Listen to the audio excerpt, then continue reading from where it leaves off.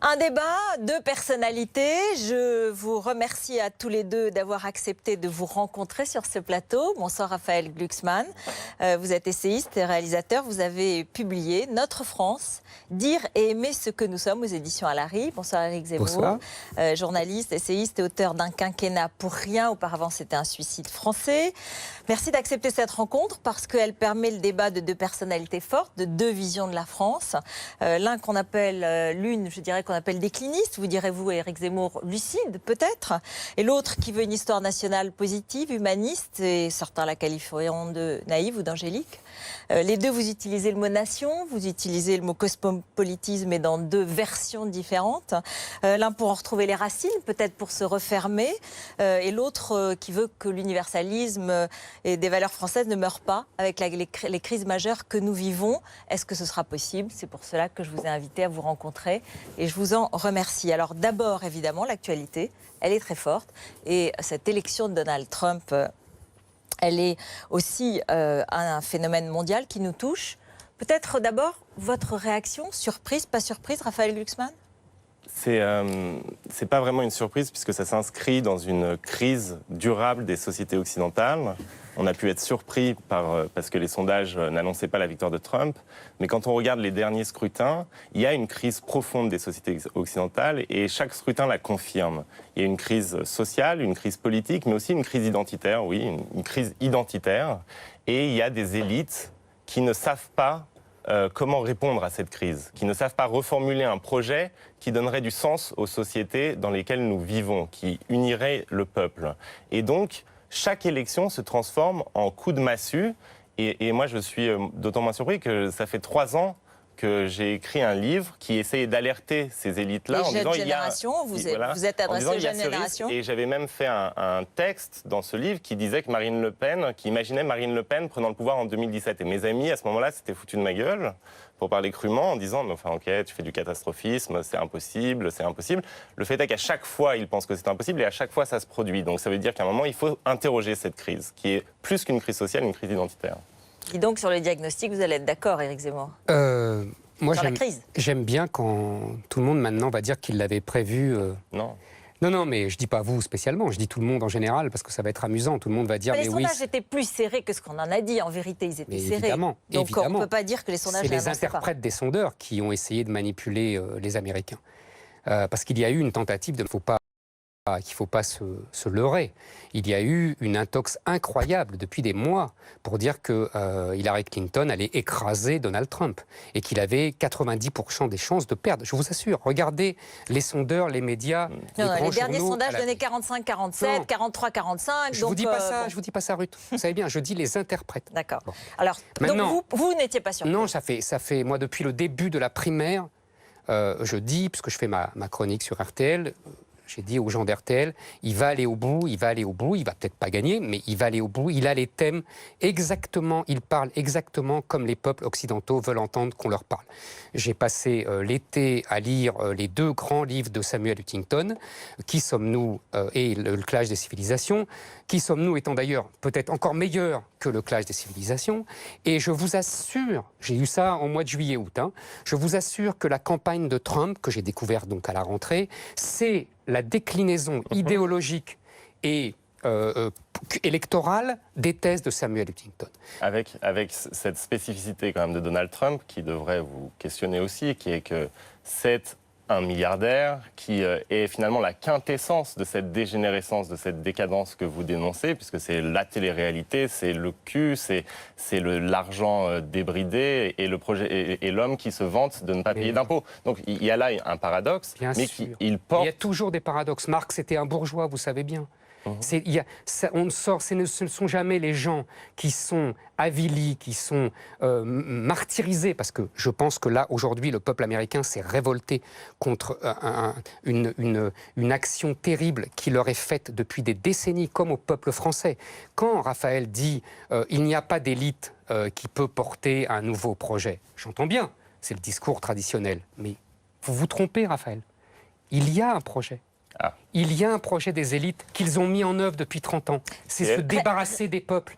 C'est se débarrasser des peuples indigènes au profit d'une alliance. Ça n'est pas le peuple, Trump. Exactement, le remplacement par les populations du Sud. C'est ça le projet des élites. Et c'est contre ce projet-là que les peuples américains s'est révoltés. Il y a une angoisse identitaire. Parce que oui, il y a eu un vote identitaire. Cette fois-ci, c'est un vote identitaire. Quand même. Non, mais parce que j'entends les commentateurs qui veulent résumer ça à une révolte sociale. C'est pas qu'une révolte sociale, puisque les revenus les plus bas, finalement, puisqu'ils sont principalement constitués par des Noirs et par des Hispaniques, ont voté Hillary Clinton. C'est le malaise de l'homme blanc. C'est le malaise de l'homme blanc qui s'est exprimé Sachant que les femmes blanches ont aussi voté pour Donald Trump, et vous, l'antiféministe, vous devez vous en réjouir. Laissez-moi répondre. Par contre, ce que vous expliquez, c'est qu'il y a un projet de grand remplacement. Eh bien, ce projet-là n'est confirmé par absolument aucun fait. Qu'il y ait des gens, que les théories du grand remplacement fassent florès, que la crise identitaire et l'incapacité des élites à dire pourquoi nous faisons un peuple entraîne ce genre de succès des théories du grand remplacement. Le fait est qu'Éric Zemmour, il n'y a pas de grand remplacement. Il n'y a pas de grand remplacement. Il n'y a que ça. Mais non, il n'y a pas de grand remplacement. Il n'y a que ça. Moi, je vais vous emmener, je vais vous dire, les 7 millions, j'en ai assez de cette discussion sur le grand remplacement d'enfants étrangers en France. On parle des États-Unis d'abord, s'il vous plaît. On parle des États-Unis. Alors c'est très simple. On parle des États-Unis. Alors voilà. C'est le même sujet. C'est exactement le même sujet. Je m'en doutais. C'est exactement le même. Qu'est-ce qui se passe aux États-Unis? Qu'est-ce qui se passe? Je disais que j'avais lu Huntington cet été. Qu'est-ce qui se passe? Aux États-Unis, vous avez un peuple dans le peuple. Un peuple mexicain, latino, qui parle espagnol, qui a ses télés, qui a sa langue, qui impose sa langue, qui a ses écoles, et ne veut plus s'assimiler au peuple américain anglo-saxon, qui n'accepte plus l'héritage anglo-saxon. Et c'est contre ça qu'il se révolte. Et c'est contre une immigration permanente, folle. En fait, qu'est-ce que c'est je finis. Qu'est-ce que c'est l'immigration mexicaine? C'est la revanche sur les gringos. Les gringos leur ont piqué la moitié de leur pays avec la Californie, le Texas, etc. Ils se vengent aujourd'hui par la démographie. Nous avons le même sujet aujourd'hui. Vous y voyez, j'imagine, la comparaison avec la colonisation et l'Algérie. C'est évident. Mais alors, réponse, Raphaël Glucksmann. Vous passez votre temps à essentialiser les choses. C'est-à-dire que, pour vous, les Mexicains veulent prendre leur revanche et les élites ont le projet de laisser les Mexicains prendre leur revanche. C'est ça. Donc, le projet de l'élite américaine, c'était en gros de se laisser voler une partie de leur pays par l'immigration mexicaine. Oui. Oui. Je vais vous dire. C'est un projet conscient. Oui. C'est un projet conscient. Je peux vous répondre? Répondez-moi, parce que pour moi, non, je vais vous expliquer, parce que pour moi, d'abord, je vais vous expliquer ma question. Et vous me laissez pas répondre. Je vais vous expliquer ma question, parce que le fait est que les chiffres de ce grand remplacement ne sont pas confirmés. On a dit qu'on parle des États-Unis d'abord, on parlera de grand remplacement en France après. Alors. Moi j'écoute Ruth. Oui. Alors. Ah mais parce que je peux répondre. Oui. Alors vous allez répondre et ensuite on va passer. C'est une question fondamentale. Il a raison de la poser. Allez-y. Bon. J'essentialise comme le général de Gaulle essentialise quand il dit le peuple russe absorbera le communisme comme le buvard absorbe l'encre. Quand le général de Gaulle dit ça, ça veut dire qu'il y a des nations éternelles, qu'il y a des peuples, et que, au-delà des idéologies, au-delà de l'histoire, ils sont éternels. Alors oui, j'essentialise comme ça. Il y a une deuxième phrase que j'aimerais vous citer, qui est « ce sont les morts qui gouvernent les vivants ». C'est une vieille phrase d'un théoricien du 19e siècle, oublié aujourd'hui, peu importe. Je crois en ça. Alors j'imagine que Raphaël Glucksmann, lui, il n'est pas du tout là-dessus. Les Mexicains, vous comprenez bien, Raphaël, que je ne veux pas dire chaque Mexicain se dit je vais prendre ma revanche sur les gringos qui m'ont pris mon pays il y a un siècle. Non, c'est pas ce que je dis, vous avez bien compris. Ce que je veux dire, c'est qu'il y a l'âme des peuples, il y a l'esprit, et donc les morts gouvernent les vivants. Et donc si on continue votre logique, puisque ce sont ces grilles de lecture-là qui sont en train de triompher, si on continue votre logique, nécessairement, vous abolissez le cosmopolitisme qui constitue la démocratie américaine. Oui. Donc nécessairement, vous reproduisez...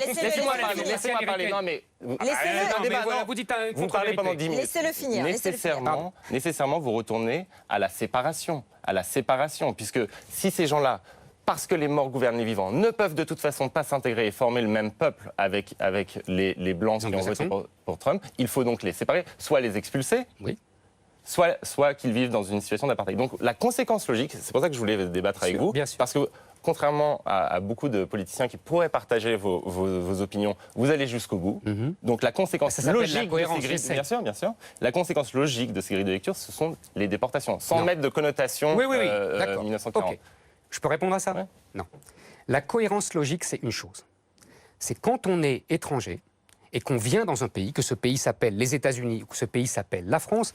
J'ai découvert encore avec mes lectures d'Huntington que ce n'était pas du tout l'image que j'avais des États-Unis et que le melting pot américain se ressemblait en fait beaucoup à notre assimilationnisme. Je vous avoue franchement que j'ai découvert ça cet été, que ce n'est pas du tout ce qu'on en dit entre nous en France. Donc quand on est étranger, et je sais, puisque moi, mes ancêtres n'étaient pas là aux croisades, ils n'étaient même pas là à la charge de Murat à Eylau. Donc je suis moi-même un Français de branche et non pas de souche. Qu'est-ce que fait un étranger? Il s'assimile, c'est-à-dire qu'il fait sienne la langue, les mœurs et je vous ai répondu. L'histoire de France et l'histoire des États-Unis, ce que ne font plus les immigrés d'aujourd'hui. Donc vous avez raison, et d'ailleurs Huntington le dit, ça finira par une guerre de sécession, une nouvelle guerre. Et attendez, non, laissez-moi répondre. Parce que je finis. En France, ça finira par une partition, comme l'a dit le président de la République. Vous revenez à la France, donc moi je peux vous répondre sur la France. Pardon, non, allez-y pour les États-Unis.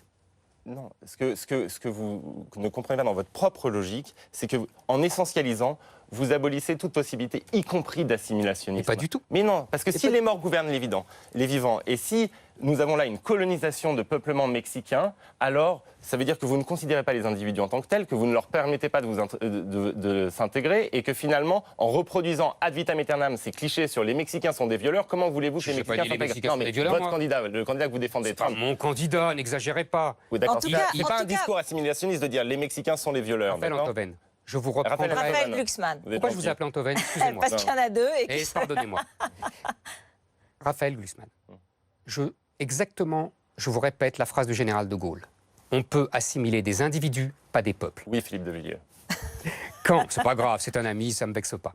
Quand on peut assimiler des individus, ça oui. Là, je ne suis pas essentialiste, je pense que et je vous dis, j'en suis la preuve vivante. Moi, je me suis assimilé, mes parents se sont assimilés. Vous voyez pas que là, vous êtes en contradiction avec le grand remplacement? Mais pas du tout, pas du tout. S'il y a une stratégie du grand remplacement... Mais vous n'écoutez pas, vous n'écoutez pas. Alors, le nombre des individus, des peuples. Vous savez, Engels disait, à partir d'un certain nombre, la quantité devient une qualité. Alors revenons quand même sur votre définition, Raphaël Glucksmann, vous justement, de l'identité, puisque dans le fond, il nous a expliqué, Éric Zemmour, j'allais dire Raphaël Zemmour, ça commence à être compliqué. C'est joli Raphaël, ça ne me vexe pas non plus. Sa vision de la France, c'est-à-dire un pays qui connaît une histoire millénaire façonnée et dans laquelle, quand on vient, on s'adapte au mode de vie. Vous dites au contraire, tout sauf une idée monolithique. Tout sauf, c'est aussi des impuretés, c'est aussi des mélanges, c'est aussi un roman national dans lequel il y a des personnages et des personnalités et même des histoires qui ne sont pas pures, chimiquement pures, au contraire. Et c'est cela qui fait la richesse de la France. C'est même le propre de la France. Par contre, oui, c'est une histoire millénaire dans laquelle il faut s'intégrer, à laquelle il faut s'adapter pour pouvoir continuer ce récit-là. Déjà, c'est bien. Non, mais laissez-le finir. Éric Zemmour, laissez-le finir. Pardon. J'ai été élevé dans ce récit-là, donc j'ai pas fait des progrès, c'est ce que j'ai toujours pensé. Donc, il faut s'adapter à cette histoire millénaire. Mais que nous dit cette histoire millénaire? Est-ce que cette histoire millénaire, c'est une France univoque, française, elle est française, mais chrétienne, blanche? Non. La France, c'est justement un pays qui s'est fondé en assumant d'avoir des origines multiples et d'avoir une quête commune. Nous avons une histoire. Une histoire, c'est très différent d'une idéologie identitaire où on devrait impérativement ressembler à quoi nous ressemblions il y a 1 siècle, 2 siècles, 3 siècles ou 4 siècles. La France a accepté d'être une évolution, d'avoir une identité qui pouvait changer. Et c'est ça. C'est faux. Mais bien sûr que dans l'histoire de France, il y a eu des gens qui ont refusé cela et qui à chaque siècle ont proclamé que la France était en train de se suicider. Ça existait au moment des Lumières, ça existait au moment de la Révolution française, des gens que vous citez, que vous admirez, qui sont des auteurs contre-révolutionnaires, comme Demestre, et qui nous expliquent... Demestre est un grand écrivain. Oui, bien sûr. Et qui nous explique que la France est la nation qui trompe le plus les gens. Vous m'avez lu, c'est bien. Bien sûr. Demestre, bien sûr. Et qui, par ailleurs, fait le propagandiste de la contre-révolution à l'échelle européenne, à Saint-Pétersbourg, que vous citez avec admiration. Donc, ces gens-là ont proclamé la mort de la culture française à chaque fois qu'elle a changé. Non, le propre de la France est d'avoir une culture qui peut changer. Et dans les années 30, et pardon, Éric Zemmour, Oui. sur ce plateau, vous m'avez dit être barésien. Oui. Souviens. Et maurassien. Et non, il a précisé barésien. qu'il était plutôt barésien, ce qui déjà peut poser question. Mais vous savez... Mais surtout, Oui. et quand même, ce qui est quand même aussi un récit du déclin de la France. Oui, c'est absolument. déjà, Alors justement, déjà oui, historiquement, tout à fait. vous ne faites que vous avez installer raison. dans ce sillon, vous le reconnaissez. Mais bien sûr que je le reconnais. Je vais vous dire, c'est très simple. Vous confondez deux choses. Pour Barrès et Maurras, c'est simple, vous savez...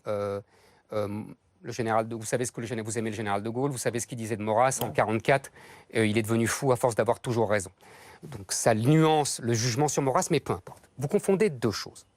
Vous confondez effectivement... Donc vous n'êtes pas maurassien en plus? Non, mais je, Ah bon, d'accord. je vous dis, c'est compliqué Maurras, Non, mais on ne va pas d'accord, faire le débat sur Maurras. Non, parce je vous qu'il cite nous reste- cette phrase pour montrer que c'est compliqué. D'accord. Alors, Voilà. je vous propose qu'on se retrouve dans un instant parce que c'est l'heure de la pause. Mais ne vous inquiétez pas, il nous reste encore mais- plus de 20 minutes de débat. Merci beaucoup Pour parler de Maurras. de vous y Non, prêter. non, c'est pas sur, ce sera pas sur Mais Maurras. non, mais non. Ce sera sur la France d'aujourd'hui. Bien sûr, S'il mais vous je vais plaît, répondre. et celle de demain. Je vais répondre. Merci. Tout de suite. On vous retrouve Éric Zemmour, journaliste essayiste, auteur d'un quinquennat pour rien chez Albert Michel, Raphaël Glucksmann, essayiste et réalisateur, Notre France dirait aimer ce que nous sommes chez Alary. Votre vision de la France, on l'a dit, Éric Zemmour, un pays qui a connu une histoire millénaire, façonnée par des siècles de catholicisme qui intégrait lui-même les influences grecques, romaines et juives. Et Raphaël Glucksmann, vous dites notre France, elle est infiniment plus qu'une affaire de sang, de généalogie, de papier, de bureaucratie, de patronyme, de religion.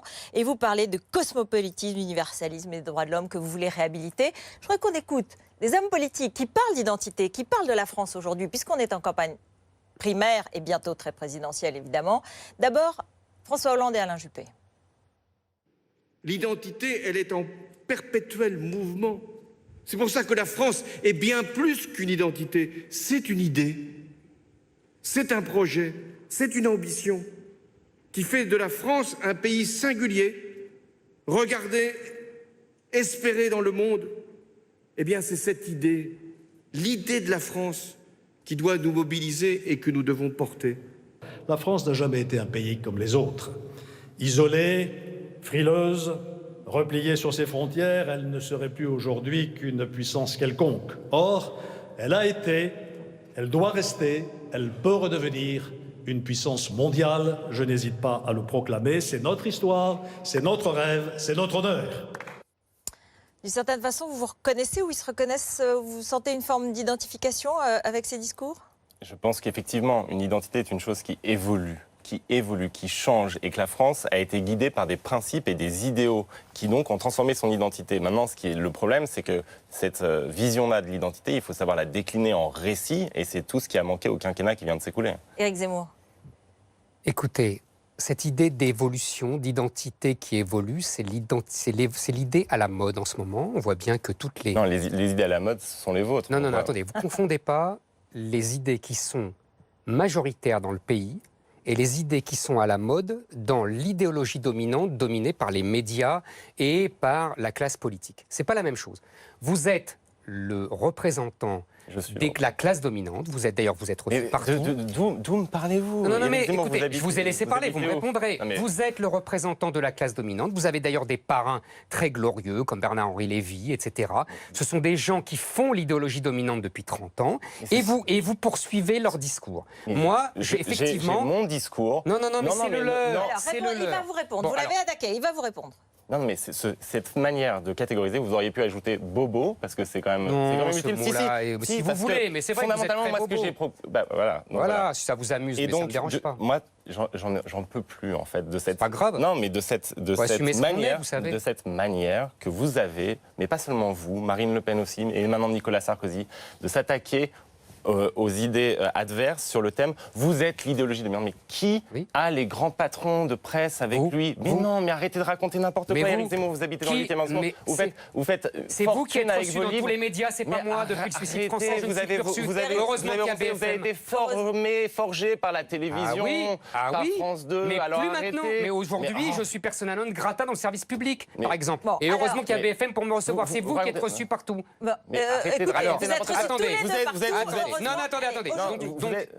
Attendez. C'est un argument marketing. Mais pas du tout, pas du tout. J'ai répondu monsieur. à ce que vous avez dit à la mode, donc j'ai répondu à vous. Alors, l'évolution. attendez, l'évolution. Donc l'idée d'une identité en évolution, c'est une idée aujourd'hui qui est l'idée de la classe dominante pour nous faire passer une transformation de la France, une éradication de la France française, et qui est pour détruire la France éternelle, comme elle a essayé de détruire l'Amérique, pour faire de nos pays, non plus ce qu'ils étaient... Attendez, j'ai pas fini.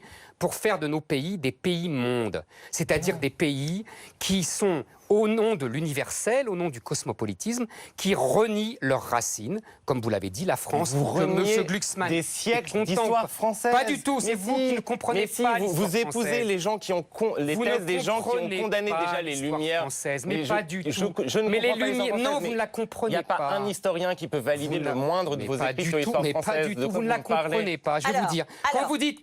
Quand vous dites, la France n'est pas le pays qui a produit la Déclaration des droits de l'homme. La France n'est pas le pays qui a produit Montaigne. Et du citoyen, monsieur. Oui, et du citoyen. Des droits de l'homme. Je rappelle que l'erreur fondamentale des droits de l'homme que vous abhorrez est d'avoir oublié le « et du citoyen ». Merci. Donc c'est très important. C'est pas la même chose. Et à l'époque, il faut bien comprendre, l'universalisme français, c'est un impérialisme. C'est-à-dire qu'à l'époque, nous sommes la puissance la plus importante démographiquement, militairement. La France n'a pas produit Montaigne, la France n'a pas produit Michel de l'Hospital. Quel rapport? Mais vous comprenez, l'universalisme français, l'universalisme de la Révolution, l'universalisme de Victor Hugo, c'est un universalisme de conquête. C'est parce qu'il pense que la France va dominer toute l'Europe et qu'elle doit imposer ses idées. Alors maintenant, je voudrais revenir à l'évolution de l'identité. Alors allez-y, parce que ça fait un moment que vous le c'est très simple. Je vais vous dire le point final de cette discussion sur l'évolution. Qu'est-ce qu'on nous prépare? Je lis dans Le Monde, Marwan Mohammad, le directeur du Conseil contre l'identité. C'est très important. Écoutez bien ça. Contre l'islamophobie. Contre l'islamophobie. Quel rapport? Vous allez comprendre le rapport. Laissez-moi lire. Vous allez relire. Nous sommes nés ici. Il parle des musulmans, évidemment. Et nous définissons l'identité française comme n'importe qui d'autre. Cette identité n'est ni monolithique, ni figée. Il parle comme Raphaël Glucksmann. Pourtant, on nous nie le droit d'en faire partie. Or, l'islam est une religion française, le foulard fait partie des tenues françaises et Mohamed est un prénom français. Raphaël Glucksmann est l'idiot utile de l'islam.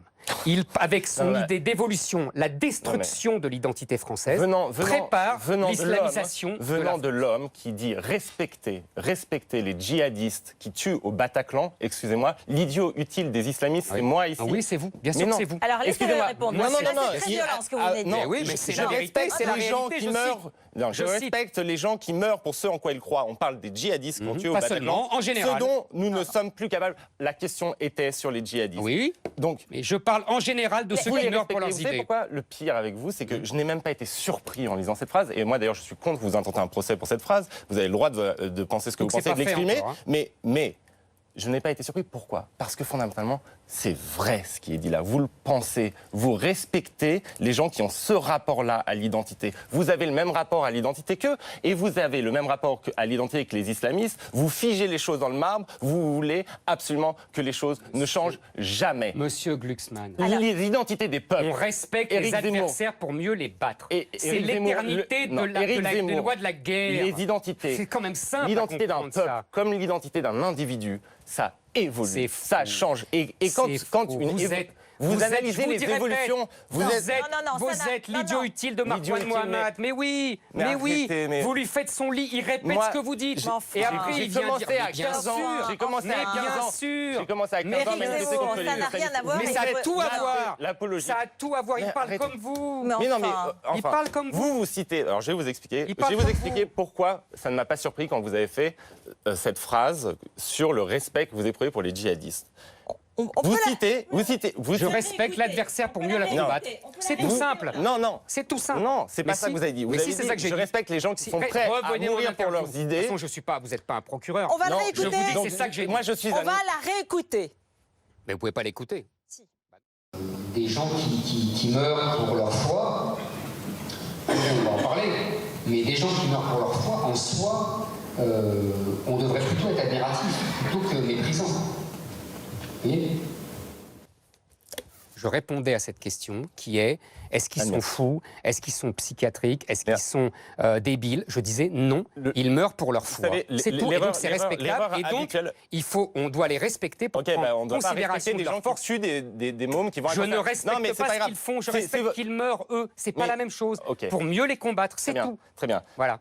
Vous n'allez pas faire l'émission là-dessus. Le fait est que ce n'est pas. Je sais que vous êtes embêté parce que je démontre, mais bon. Le fait est que ce n'est pas étonnant. Pourquoi ce n'est pas étonnant? Mais vous avez dévié. Vous avez dévié. Il va être content que vous les associez à ceux qui tuent au Bataclan. C'est pas étonnant que vous déclariez des choses comme celle-ci. Vous répondez pas à ce que je dis. Laissez-le parler. Non, parce que dans votre livre, vous avez un long passage, et c'est pas la première fois, déjà le long passage avant, sur Carl Schmitt. Vous citez Carl Schmitt. Pourquoi vous citez Carl Schmitt? Et pourquoi c'est intéressant pour notre débat? Parce que Carl Schmitt a votre définition de l'identité et a votre définition, votre rapport à la politique. Et Carl Schmitt, qui était le théoricien du Troisième Reich, et qui ensuite... pas le théoricien. Et qui ensuite... Non, mais il dit des bêtises. Et qui ensuite a inspiré, et ça je vais peut-être vous l'apprendre, il faudrait lire Darius Shayegan, qui est un historien, un philosophe iranien, qui a ensuite inspiré les gens qui ont fait la révolution khomeini. Parce qu'ils ont le même rapport au monde exclusif de l'altérité, refusant le moindre mélange comme une menace de mort. C'est ça, Éric Zemmour, que vous faites tout le temps. Vous dites n'importe quoi. Carl Schmitt, c'est uniquement le rapport à la politique. Il définit la politique comme la désignation de l'ennemi. La désignation de l'ennemi. Et donc je désigne l'ennemi qu'est l'islam. Alors je vous propose de revenir à la politique française. Pas l'islamisme. Non, pas l'islamisme, l'islam. Mais l'islamisme et l'islam, c'est la même chose. Alors je vous propose d'avoir une autre la manière dont vous parlez, c'est vous prenez par exemple une analyse juste de Gilles Kepel sur les frères musulmans et la phrase d'après, c'est « Voilà pourquoi l'islam n'est pas compatible avec la France ». Et donc vous donnez l'ensemble de la civilisation musulmane aux frères musulmans et aux islamistes. Mais aujourd'hui, mon cher, les frères musulmans et les wahhabites dominent l'islam mondial. Et en particulier l'islam. Mais oui, c'est l'islam. C'est le texte. Il n'y a pas d'autre islam possible. Non, il n'y a pas d'autre islam. Les autres islams ont échoué. Alors, je vous propose maintenant de revenir. Non, attendez. Je vous propose de revenir sur une autre définition de l'identité. Non, pas du tout. La majorité des musulmans en France ne vivent pas l'islam dont vous parlez dans vos livres. C'est faux. Je vous propose d'écouter une autre vision de l'identité française. Éric Zemmour, s'il vous plaît. Éric Zemmour, s'il vous plaît. Je vous propose d'écouter une autre vision. Raphaël Glucksmann, s'il vous plaît. Je vous propose d'écouter une autre vision de l'identité française, celle de Nicolas Sarkozy. Quelle que soit la nationalité de vos parents, jeunes Français, à le moment où vous devenez Français, vos ancêtres, ce sont les Gaulois. Et c'est Vercingétorix. Mon père est hongrois. On ne m'a pas appris l'histoire de la Hongrie. Mon grand-père maternel est grec. On ne m'a pas appris l'histoire de la Grèce. Au moment où je suis français, j'aime la France, j'apprends l'histoire de France, je parle le français et mes ancêtres sont les ancêtres de la France. C'est ça l'assimilation. Je n'accepte pas dans nos écoles qu'il y ait des tables de juifs et des tables de musulmans. Et si dans sa famille, on ne mange pas de porc, eh bien, le jour où à la cantine, il y a des frites et une tranche de jambon, eh bien, le petit ne prend pas de tranche de jambon et prendra une double ration de frites. C'est la République. La même règle et le même menu pour tout le monde. Réaction. Mais moi, sur les Gaulois, je m'en fous. Parce que j'ai pas de problème avec dire nos ancêtres, les Gaulois, à condition qu'on n'ait pas un point final. Et moi, je m'en fous. Non, moi, je m'en vous fous êtes pas. face à moi, vous êtes face à moi. Il y a nos ancêtres, les Gaulois, et ensuite, virgule, et on a plein d'ancêtres. On n'a pas que les Gaulois comme ancêtres. Donc moi, mon problème, c'est le point final qui met. Mais s'il veut commencer par les Gaulois pour continuer ensuite par d'autres influences, il n'y a aucun problème. Moi, je suis pour qu'il y ait un récit national. Simplement, la question, c'est qu'est-ce qu'on met dedans? Quel est aussi l'objectif vers lequel on tend? L'objectif vers lequel on tend ne peut pas être la perpétuation éternellement du même. Alors, écoutez-moi, c'est très simple. Nous sommes avant tout un peuple. Nous sommes avant tout un peuple de race blanche, de religion chrétienne, de culture gréco-romaine. Il est bon qu'il y ait des Français jaunes, noirs, bruns, mais il faut qu'il reste une minorité, sinon ce ne serait plus la France. Le général de Gaulle. Bien sûr. C'est simple comme bonjour.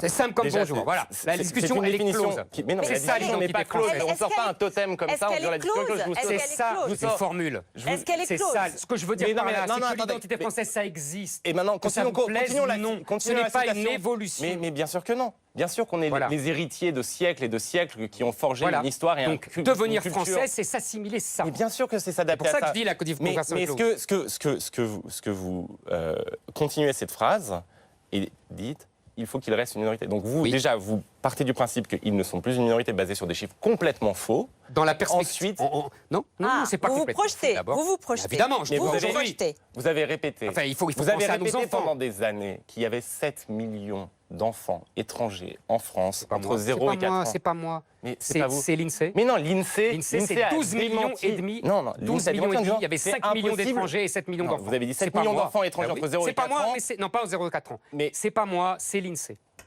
Et je suis désolé. a démenti vos mais chiffres. non, c'est faux. C'est faux. Il n'y a pas 7 millions d'enfants étrangers en France.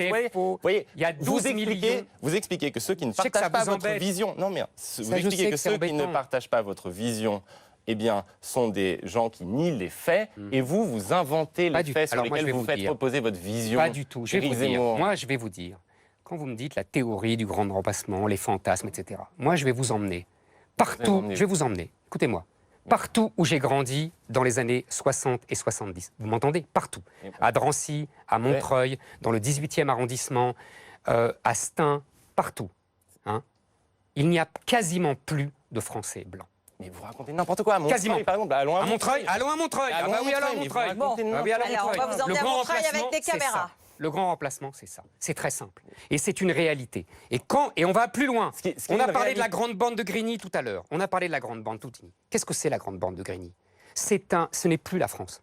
C'est une contrée où on n'est plus en France. Où il y a en fait un régime étranger qui s'impose, où la police française ne rentre plus, où la loi de la République ne s'applique plus, et où on est sous une loi qui mélange la loi des caïds et la loi islamique. C'est ça la réalité aujourd'hui. Il y a aujourd'hui évidemment un problème d'intégration.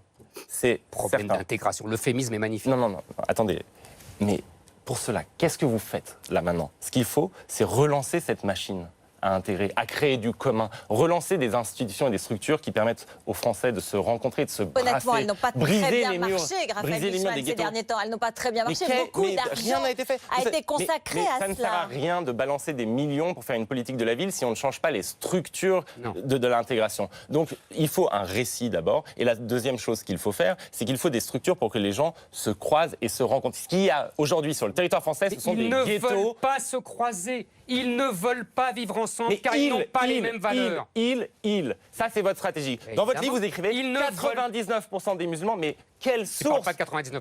Regardez votre livre. Je cite simplement Boualem Sansal. C'est écrit Je cite l'écrivain Boualem Sansal qui dit qu'est-ce qu'un islamiste et un musulman impatient.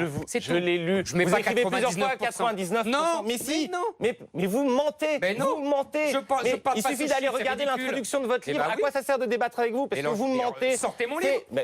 Vous l'avez? Alors, non, sortez-le. Bien sûr, je vais vous le sortir. Alors là, mais je l'ai pas avec moi. Mais 99%, tout le monde peut constater 99% dans l'introduction de votre livre Un quinquennat pour rien. 99% des musulmans. Mais vous mentez. Vous avez la même logique. Vous avez la même logique. Vous avez la même logique que les partisans du Brexit. Facts don't matter. Les faits n'ont aucune importance. Non, ça c'est on baratine, on flatte les peurs. On est des marketeurs de la haine. Laissons tomber les faits. Alors, revenons maintenant à ce qui s'est passé depuis 2 ans en France.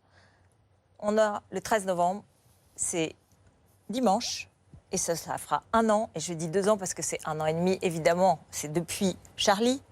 Mais il y a eu Mohamed Merah, il y a eu Charlie, Hyper Cacher, les terrasses, le 14 juillet à Nice. Ce sont des moments extrêmement traumatiques, ce sont des moments d'immense violence, ce sont des moments qui marquent une société. Et comment va la France aujourd'hui? On est à 1 an, ce sera dimanche. On rendra hommage aux victimes, d'abord, et c'est à elles qu'il faut penser. Et je pense que tous ensemble sur ce plateau, on le fait. Est-ce que le pays peut s'en relever? Est-ce que le pays rentre, comme vous l'avez dit, dans une forme de guerre civile? Je ne crois pas. Je vois bien aujourd'hui qu'on parle plutôt de résilience. Quel est votre avis, Raphaël Glucksmann? L'onde de choc est immense et la guerre n'est pas finie.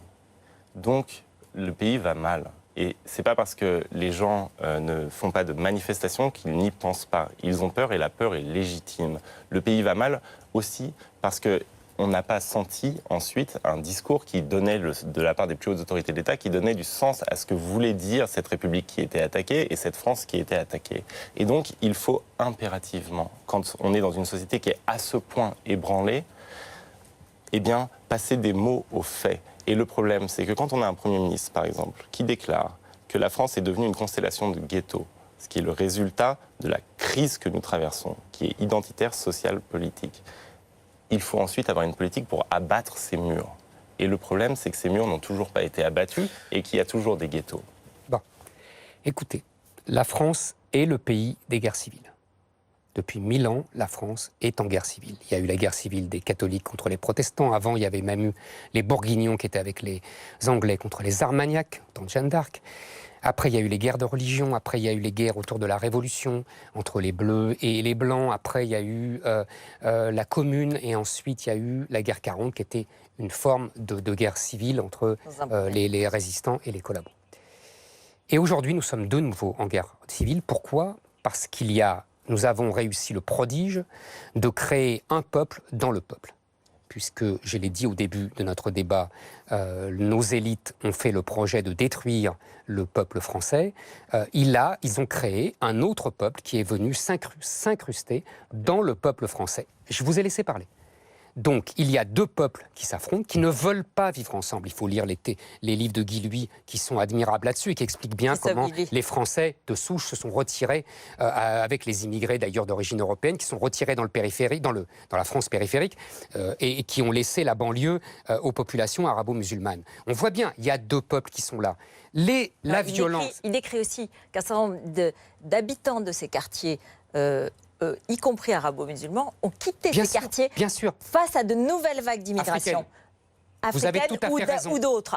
Donc c'est plus compliqué. Vous avez tout à fait raison. Mais il y a évidemment des Maghrébins qui veulent s'assimiler à la France. C'est ce que je disais tout à l'heure.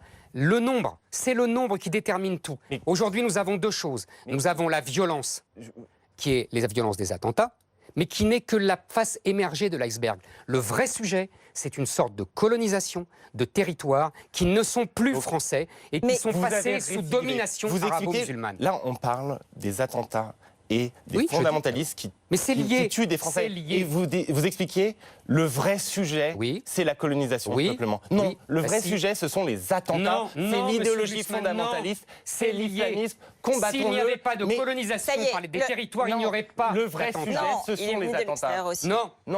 C'est là, merci beaucoup. Oui, c'est normal, vous voyez jamais les causes. Vous courez toujours après les conséquences. Vous êtes dans l'essentialisation permanente et vous expliquez qu'en fait, en gros, Daesh représente les musulmans. Mais c'est la réalité qui est c'est pas la réalité. C'est dommage pour vous, mais c'est merci à tous les deux. Merci beaucoup. Je vous rappelle donc le titre.